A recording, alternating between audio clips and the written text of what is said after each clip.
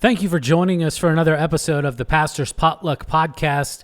Today we're going to be taken over by the Extra Point podcast, which is kind of like our sister podcast here at Southridge Church. What they do is they just talk about our previous sermon that we heard from Pastor Scott this past Sunday and discuss it and break it down. We just wanted to let you know of something that's amazing and great that's happening here at Southridge, and that's one of them is our Extra Point podcast. To be able to sign up and subscribe to that podcast, I will leave some links down in the description below. We hope you enjoy this one. You have a wonderful day.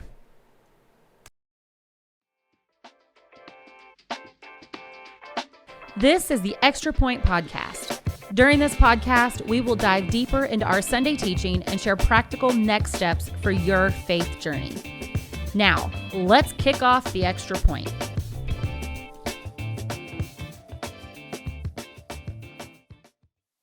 Hey, welcome to the Extra Point. I'm Cheryl Ross, the Next Steps and Discipleship Pastor here at Southridge Church. And today I am joined by our children's pastor, Jessica Beha, and our intern, Aaliyah. And today's going to be a little bit different, but before we go any further, I want to make sure that if you have not liked or subscribed to this podcast, that you go ahead and do that. That way you don't miss out on any new content. So Sunday, we are in our Red Letter series, and Pastor Scott preached about cultural Christianity, and the message was kind of heavy and kind of hard to hear possibly for a lot of people. And so with Pastor Scott being out of town and us being here and the way that this message was, we thought what better way than to just kind of have a conversation about how it hit us. And how it can really apply to our lives and maybe how we see it playing out for other people as well, because it can be a little bit difficult or a little easy to kind of be like, no, this isn't for me. So I wanted to just kind of take over and have more of a conversation this week. But if you have any questions that you have from that sermon, from that message, make sure that you message us because we would love to answer those questions. So Pastor Scott preached about cultural Christianity. He used the text from John chapter 8 with Jesus talking to people, and it was actually people who believed, but he gave this example of cultural Christianity and how that's different from Christianity is that it's more that we don't actually allow what God is trying to do to transform our lives. We maybe do things, we kind of check boxes, we do the stuff where we might have these reasons that we hold up to God that says we're good, and we think everything's okay. However, we're not really allowing God's word to transform our lives. We're not fully surrendering. And so he said this point that when what we believe affects how we live, we have crossed a threshold into Christianity from cultural Christianity. Yeah. And so that's a really good example of how to know when you kind of cross that threshold and gone from my parents raised me in church, I went to church when I was a kid, whatever, to I'm actually allowing what I believe and what God says and what I believe and through his word and all that to actually affect how I'm living. So in John 8, he talks about how these people who believed, it says all these people believed, and then the very next verse, Jesus says to these people who believed, he says, you are truly my disciples if you remain faithful to my teachings. How do you all see that really kind of playing out in your own lives? And how can we really look at that and understand what he means that if we remain faithful to his teachings? Yeah. I think my mind goes to a couple different places, but I think initially the word that sticks out to me in all of that is just the faithfulness. Because we are all going to go, so I meet with Pastor Anna every Tuesday. And we were talking this past week about seasons of life and how I don't like that word seasons because seasons kind of mean that there's a start and a finish, and there are going to be times where there's not seasons. It's just going to be life. But I think that it made me, we were talking a little bit about like that faithfulness aspect, that like even in those difficult times, even in those times when things are hard, even in those times when you don't know how, you're going to pay your next bill, even in those times when you don't know where the money's going to come from, even in those times when you don't know what the diagnosis is going to be or what's going to happen, like just remaining faithful in what he has said. I have a Post-it note on my desk, and it's been there since I started coming to Southridge almost 6 years ago. And it was one of the first sermons that Scott preached when I started coming here. And it's literally sitting back on my desk. And it says, when things don't make sense in the present, remember his faithfulness in the past. Right. Yeah, And that's where my mind goes to when I hear this of like, you're truly my disciples if you remain faithful to my teachings. If you remain faithful to what I've taught you and you remember my faithfulness, even in those difficult times, like that for me is kind of where my mind goes in that, because it's hard sometimes when you're in the midst of those struggles to be like, man, okay, he said he was going to be faithful. He's going to be there. He's going to do this. He's going to do. It's sometimes hard when you're in the midst of those things. We think, where are you, God? Yeah. How do I see your goodness in this? Where is your faithfulness? David says it in the Psalms. He's like, have you forsaken me? Like, did you forget about me? Right. But then in the same breath, he's like, but God, you are a good God, and I know you're going to take care of these things. And so that's initially where my mind goes, is just it's a mind over matter thing. Like you want to be like, oh, woe is me, but you also know like God is faithful. Yeah. And I can look back on so many instances in my life where like I didn't know how something was going to turn out, but because I was faithful in what I knew and who I knew, then I knew it was going to be okay. Yes. Yeah. It may not have looked like what I wanted it to look like. It may not have happened the way I wanted it to happen, but it was God's will that was happening in all of that. Absolutely. Yeah. I think it's so important for us to know his teachings too. Yes. Because if you don't know his teachings and what he says, what he teaches us to do, how to live, how to be, then we can't do these things. Right. So it's so important to know that aspect first, to know Christ, to have a firm foundation in Christ, to know his word, to know the things that he's already told us about us are true. Because if we don't know those things, then we can't have that faith. We can't remain faithful. So like the key to it is having a relationship with Christ from the beginning. Like, and if there's anything standing in the way, breaking those barriers to build that relationship. Yes, absolutely. No, I think that is so great. And I think it's one of those things that like we're able to stay faithful because we do serve a faithful God. Yes. And because we know like we're not the first ones to have those moments and those thoughts and those things. Yeah. If we know the teachings and we know that we're not alone in those feelings and in those moments, but to also see like how God has provided for them and knowing that he's still the same God today as he's always been. We're talking about And that right now with the kids is like our theme for this month is throwback. And we're talking about how God's word doesn't change. He's the same yesterday, today, and forever. It does not change. There is nothing about what he has said or what he's going to say that is going to change. It is going to be the same yesterday, today, and forever. And that's like we've talked about, like everything changes. We know that. But the one thing that is always the same is God. Yeah. Yes. And it's not going to change. Yeah.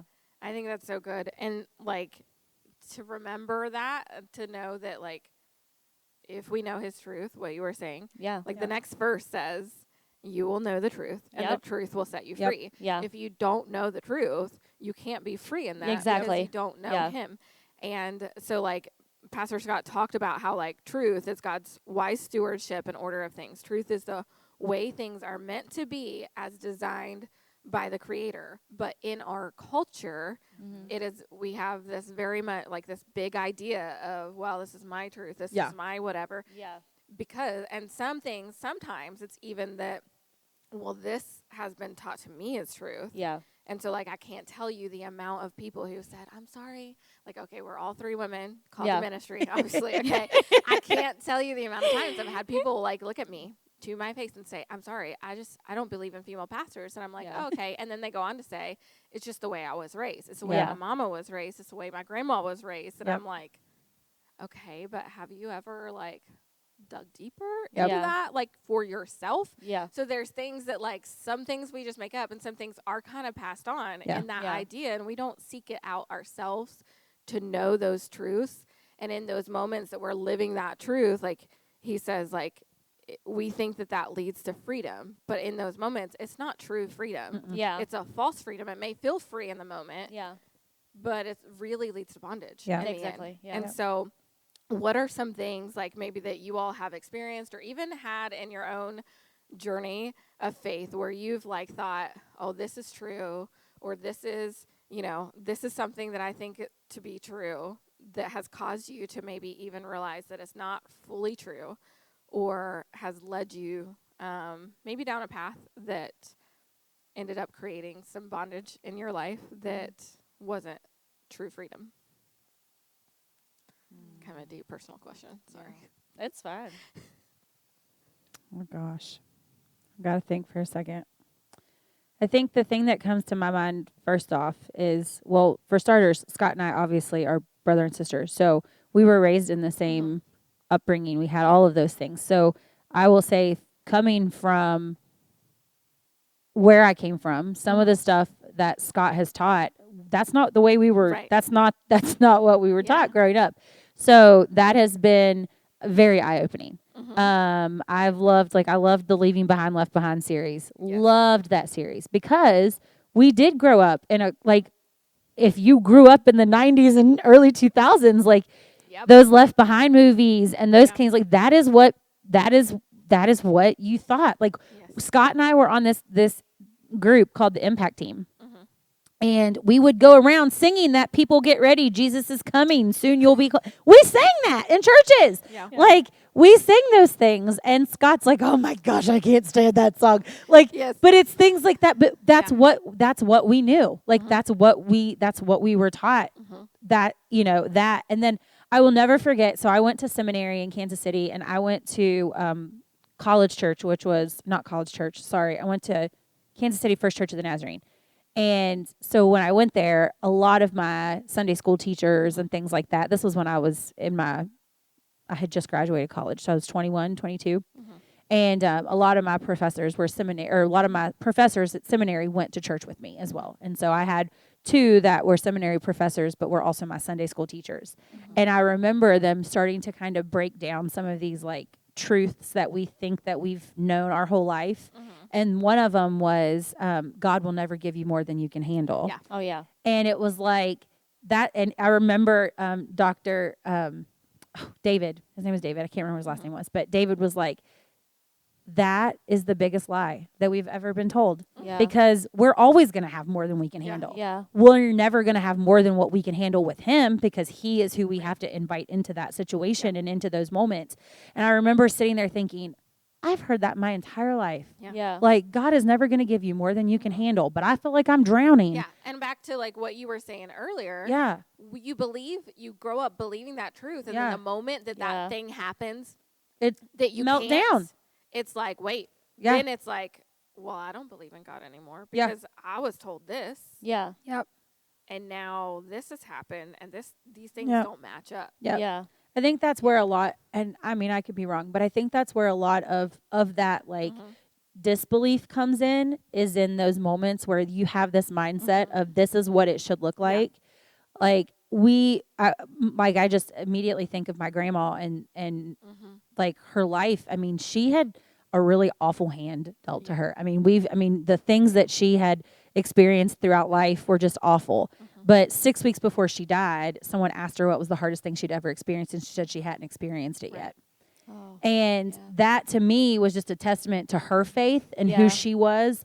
But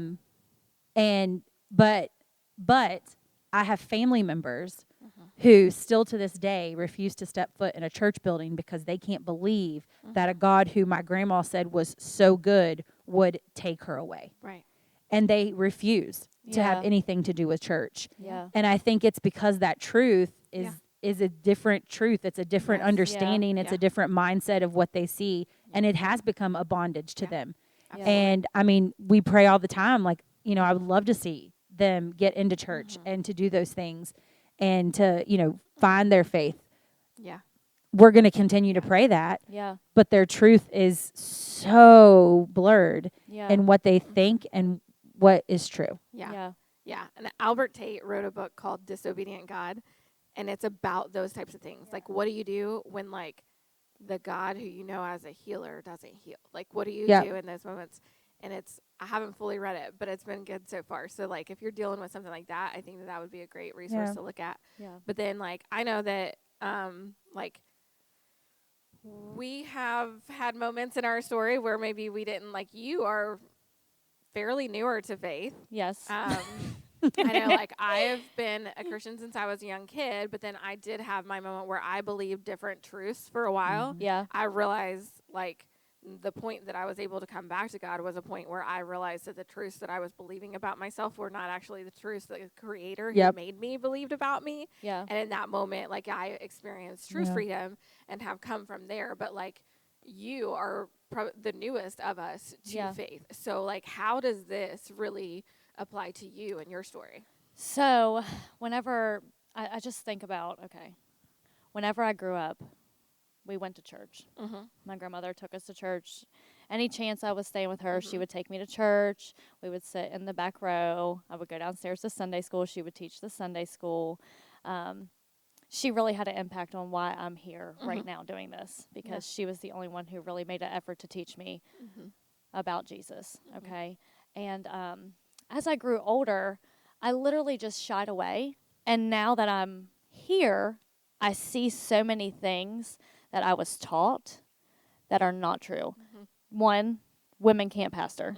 That was like one of the big things I first noticed whenever I came here, because I was like, Cheryl's up there.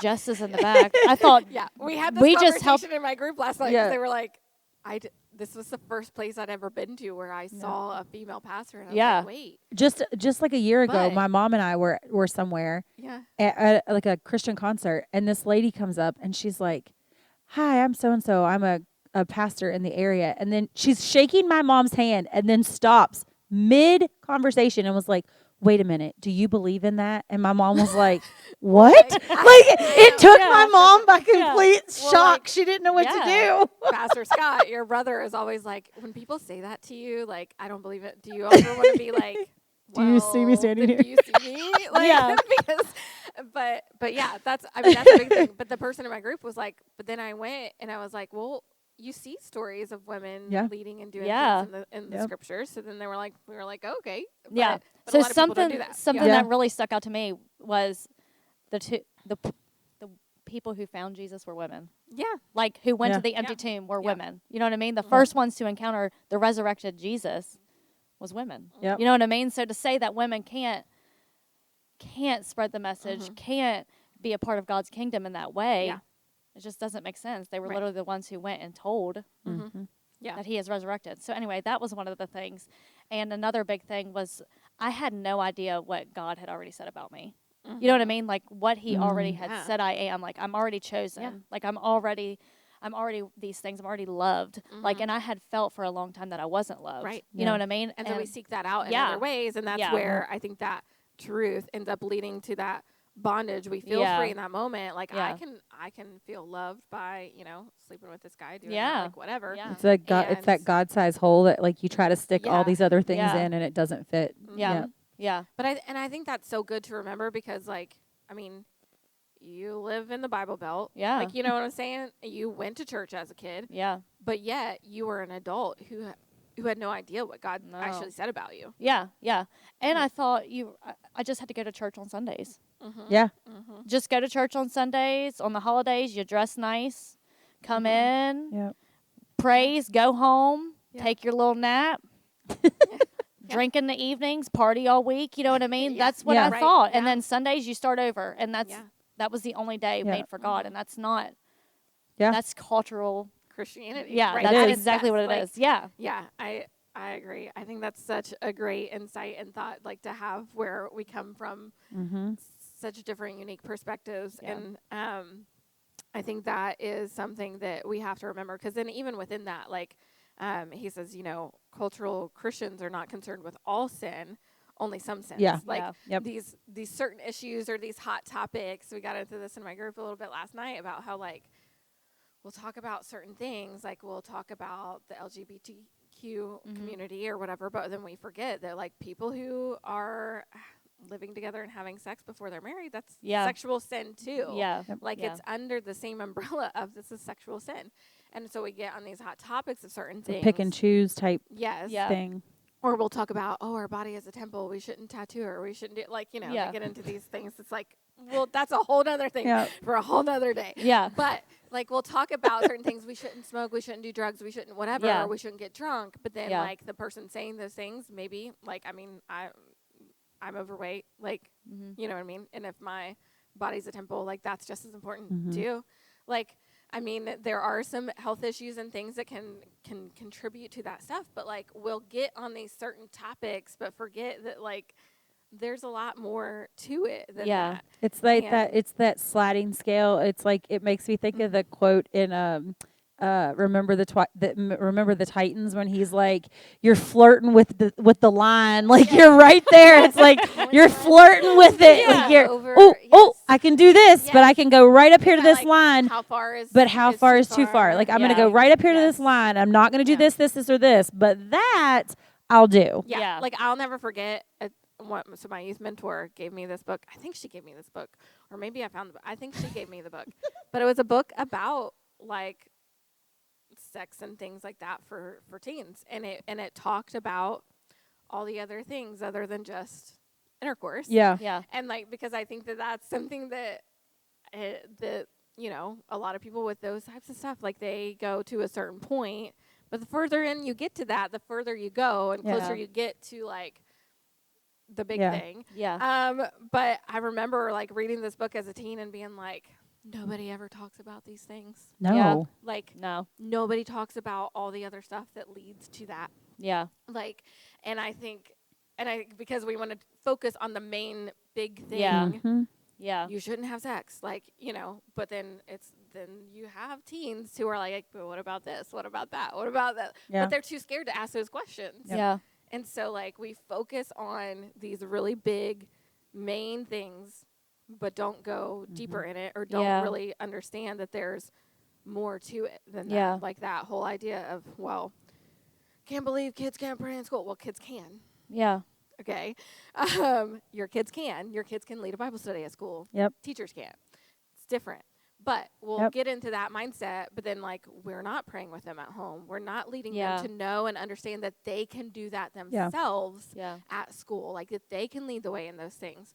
And it's that idea of, like, we look at that big thing, but we forget, okay, well, this has been banned. So now what can we do that's still okay, but actually leads our kids to even do things in a better way? Like, because I mean, we did a Bible study at my school when I was in high school. We had FCA. Yeah, we had an FCA. Like, our group, like, there was a group of us that we would meet together at lunch, or, like, in the morning we would spend time doing prayer together. And then, like, at lunch, we always, like, our table, we would rotate who would lead the prayer for lunch, like, and check in with each other and do those things. And that's really, like, that's closer to discipleship than, like, somebody leading a morning prayer over the whole school.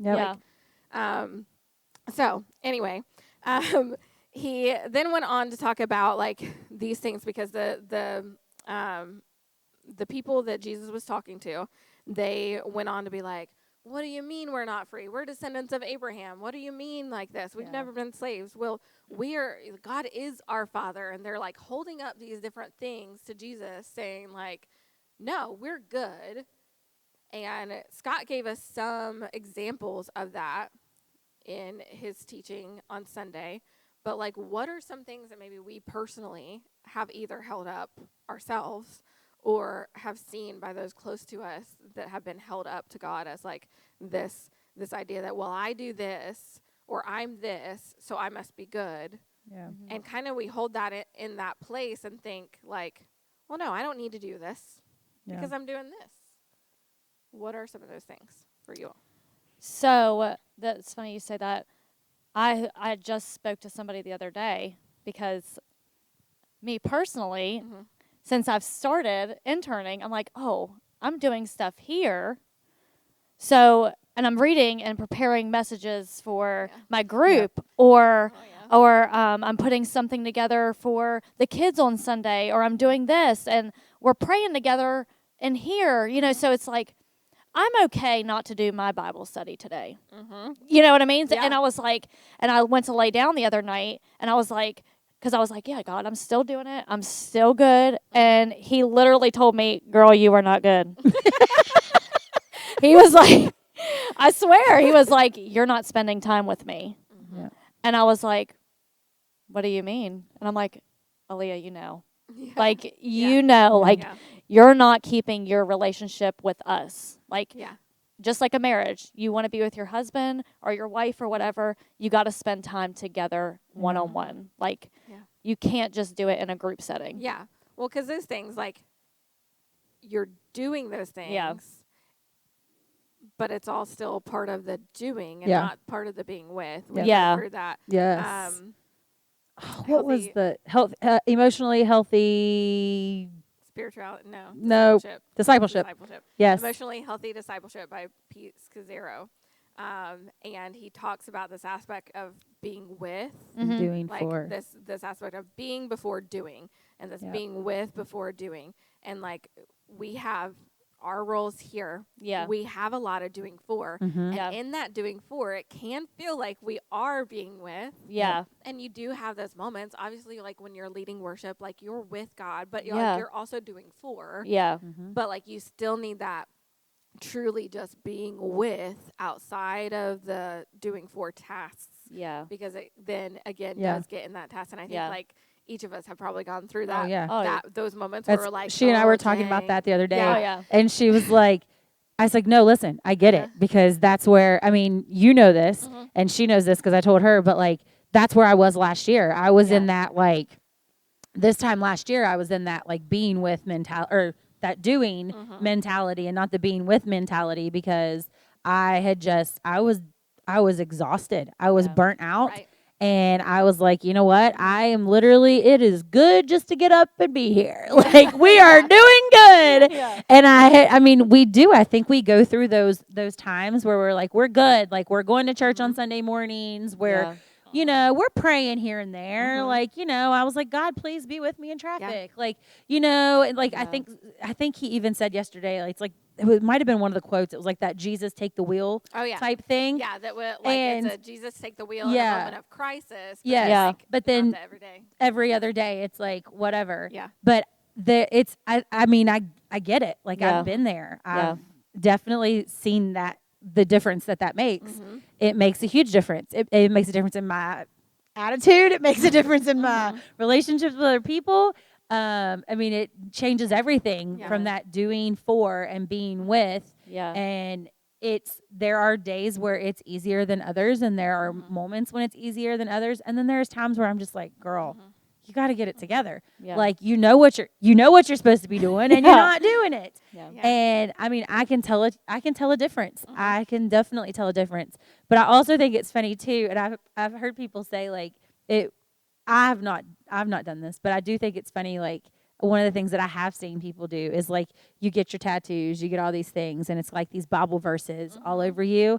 And I will never forget. So I have Philippians 4:13 on my foot, and it's, I can do all things through Christ who gives me strength. The reason that I have that on my foot is because it was my grandmother's favorite Bible verse. And so I had someone ask me one day, oh, you got a Bible verse on your foot. What's it even mean? And so I tell them, like, I can do all things through Christ who gives me strength. And they looked at me, they're like, I'm surprised you knew that. And I was like, what?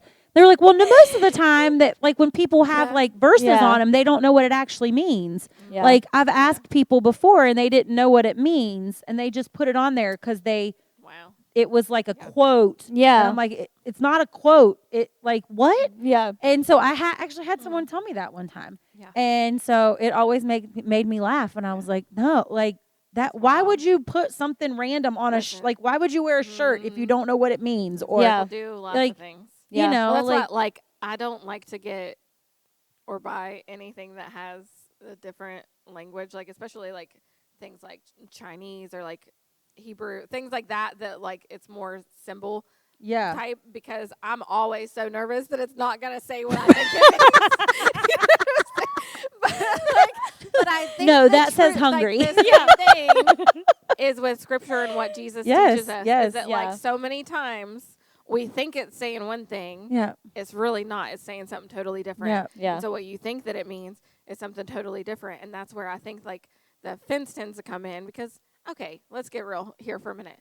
Nobody likes their intelligence to be questioned. Yeah. Yeah. Okay.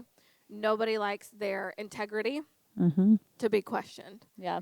Nobody likes their reputation to come into question. Mm-hmm. Okay. It's not an easy thing Yeah. when those things end up happening. But it's those moments where, like, if you're open to it, like God telling you, you know, girl, you're not good. Mm-hmm. You could have immediately in that been like, or, you know, after been like, whatever, God, I don't care what you say. Yeah. I am doing these things, Yeah. you know. But you allowed yourself to be open to it in that Oh, moment yeah. to say, you're right. Yeah. I'm going to fix this. Yeah. I remember a moment for me where I was like praying to God and like, God, why do I always end up in these bad relationships?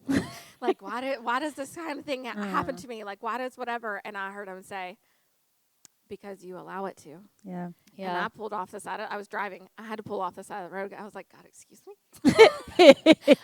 What did you just say? He's like, because you allow it to. And I'm like, Yeah. what do you mean I allow it to? Yeah. Like, I don't want this to happen to me. Yep. And then, you know, it was almost like, I don't know, it was this weird experience where I begin to have these memories called to mind of like the moments where I knew Mm-hmm. one thing and I chose to do another. Oh I yeah. was told one thing and I chose to do a different thing. Yep. And it was like these moments, all this became clear, and I was like, oh, dang. Yeah. Like, Yep. oh, you're right. No, Like, And now it's easy. I think we I'm all have- falling on the side of the road. Okay, at this so point. Yeah. this was we won't give a timeline, but because that's too much. We won't give a timeline. Anyways, so but I've People are gonna had be like, this. this is They're such like, a ooh, different what's a extra point." timeline? But no, Yeah. that something similar Mhm. has happened to me in that, like, obviously I'm single Mhm. and not married and no children and whatever. And this was a while ago. And I remember, like, I had been walking through this devotional and was like journaling every day and like just really in a good place Mhm. mentally, in a good place with God, like Mhm. spiritually was great, all of these things. And we were on vacation Mhm. and there was a gentleman that was in my life that I thought, okay, well, maybe this is something. I don't know. Mhm. And I am taking a shower and I verbally hear, not this one. And I'm like, what the heck? Where did that just come from? What is happening? Yeah. And I remember getting out of the shower and I was like, what in the world do you mean, not this one? Yeah. And I questioned Mhm. God so many times in that. Like, you mean not this one now? Not this Yeah. one yet? Right. Yeah. Not this one today? Right. And it's like, Or God, what yeah. exactly do you mean? Yeah. Yeah. And I know now, like, Yeah. we're on the other side of this Yeah. now, but I know now Mhm. it was no. Like, Mhm. Yeah. it was a not this one. Like, that is not who Yeah. I have for you. Yeah. Yeah. Listen, because had I listened, Yeah. I would have Mhm. saved myself a lot of heartache Yeah. and a lot of Yeah. tears and a lot of hurt Right. and brokenness, but I didn't because I didn't listen. Right. Yeah. And it was one of those moments where I did hear it. I Mhm. mean, Yeah. I verbally heard it and I was Yeah. like, wait, Yeah. what was that? Yeah. And I chose not to listen. Mhm. I paid the consequences for Yeah. that. Like, I was miserable. Yeah. But it also, now that I am past all of that, it also is one of those things, like, I look back on that and I'm like, that is also now something that gives me hope. Yeah. Because, like, in that, it wasn't a, no, this isn't going to happen for you. Yeah. It was Right. a, not this one. Yes. Yeah. So that is something that I can hold on to in going back to that faithfulness Yes. of God, Yeah. in that not this one means that Mhm. there is one. And Yeah. I don't know who that is, Uh-huh. but he does. Right. And that's Yeah. okay. Yeah. And so, but it's in those moments where it's like you You're have gonna to say, have a little "But God, bit of I've been a, waiting forever. yeah, but God, I've been really I'm good. I haven't old. been like all these other people. Like, but like, you know, you Yeah. could say, I haven't been like all these Yeah. other people out there running around doing all these crazy Yeah. things. Like, I've been faithful to you, God. I've Yeah. done this. Like, when, who, Yeah. now, come on. Yeah. Yeah. Like, but I think we do that. Like, I remember feeling some of those things, like when I had a miscarriage, Yeah. like, and then I found out this person's pregnant again after, you know, Yep. a couple Yeah. abortions and other things. And I'm like, but God, Yep. like, and I'm holding up all these things. Yeah. And And it's I'm that, like, but it's in that, it's in those Yeah. moments where it's like, and for me at least, it's in those moments where I'm Mhm. like, I knew Mhm. what he meant. right. I knew what he meant. Mhm. Mm-hmm. There was truth in what Yes. he said, but it was my Yeah. own stubbornness. It was my Right. own, like, Yeah. my own bondage that we're talking about, like Yeah. in that truth will set you Yes. free mentality. It was that my own Uh-huh. bondage, my own like self-sabotage Yeah. that was like trying to justify it to where it made sense for Yeah. me. Mm-hmm. Yeah. And it wasn't. It didn't need to make sense Yeah. for me. Yeah. It was God was saying something to me and I needed to listen and I didn't. Yeah. And because of that, I was miserable. Like Yeah. it was awful. It was Mhm. awful. But again, now that I'm past all of that and in a completely different space, like I can look back and see like his faithfulness Mhm. in so many things during that time. Yeah. Yeah. But when you're in the midst of it, it's sometimes hard to see. Yeah. Yeah, absolutely. And I think though that's like where the Israelites were here. Like the people that Yeah. Jesus was talking to, they're like in that moment, Yeah. they don't get like they're Yeah. not getting it. And it can That we've never been create slaves to that, anyone. like, Are you kidding me? that Like angry, offensive Yeah. reaction because in that moment we're feeling things and sometimes it's easier to react in that way than it is to really feel Mhm. it. Like Yeah. and really see, okay, what is he actually saying to me here? yeah. What do I need to fix in my life Yeah. in this moment? And how can I correlate what he's saying in this moment, even though it hurts and Mhm. it stinks and it's not great?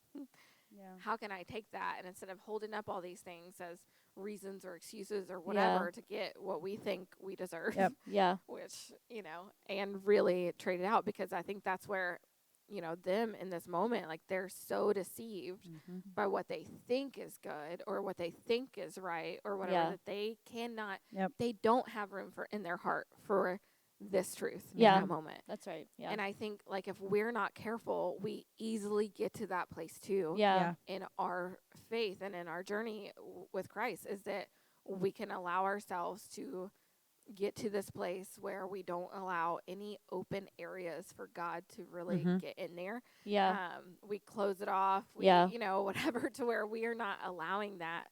I think openness is like this huge place to be in, Yeah. like of importance. I can't tell you like the moments that I've had some of the greatest like breakthroughs or ideas or like whatever is when I've just like been drained and Yeah. totally like Oh yeah. I got nothing else, but I'm Yeah. just gonna sit here, God, like with Yeah. you and whatever. But I think in those moments, like there's more of an openness and an ability for him to like really allow what he wants to enter into our Yeah. lives, and that's where like it's this living this life of openness. Yeah. Mhm. I think is huge in this aspect. To if you need a minute. Like you need a few days, you need a week or a month, like to really process something. Yeah. He's teaching you because I know we had our moment where we had some prayer time and whatever on Sunday, but like by the time you're hearing this, it's Wednesday Mhm. and you've had a few days. Like maybe your initial reaction was anger or offense. And now maybe after a few days, you can go and be like, oh, Yeah. okay, let me try to hear this again. Yeah. And so I hope that like if you're listening to this and you were in that place on Sunday where you didn't want to hear, you didn't whatever, like that you can go back and maybe hear it again and really try to understand like that the heart of where Pastor Scott was coming from. Yeah. Because I think it's easy for us to even sit in those seats and be like, well, he doesn't know me. He Yeah. doesn't know my story. How can he say these things? And I want to tell you, like, because I helped read his notes beforehand, like, he was burdened by this. Like, he didn't want to do this, and I think that's a lot of times in our life, like, in our walk, like, there are things that God asks us to do that we don't want to do. not easy. Like, it's not Yeah. easy. I mean, it's not, but when you are truly following Christ, Yeah. regardless of the cost, Yeah. you're going to do the things he calls you to do, and it may cost. Like, you know, I read one of the messages that he had received through our texting service, actually. I'd read one of those messages, and I remember reading it and thinking, oh, I hope he doesn't get this before the next service. Like, I hope he doesn't see this. Because I thought, like, man, like, some people can be bold in what they say. Like, these people wanted to stone Jesus. Yeah. Like, that's where they were. Yeah. And they failed to hear this part about how a slave's not a permanent member of the family, but a son is part of the family forever. Yeah. That's And good. like that the son can set you free. If the son sets you free, you're truly free. That like what we have through Christ is this ability to become members of God's family, to be truly free and part of his family forever. And that's like, we have a Father who loves us so much. Yeah. Who has done so much to allow us to be part of that family, to bridge the gap, to take the things that we actually deserve upon himself, so that way we don't have to. Yeah. Like, that's what's at stake here. And if we keep ourselves closed off, if we keep our hearts hard, we don't allow ourselves to have that transformation. Yeah. And it's such a transformation. Like, it's not just, you know, a transformation of in that moment. It's like, it's forever. Yeah. If you allow it to be. And if you are faithful. Like, and that's so cool. Yeah.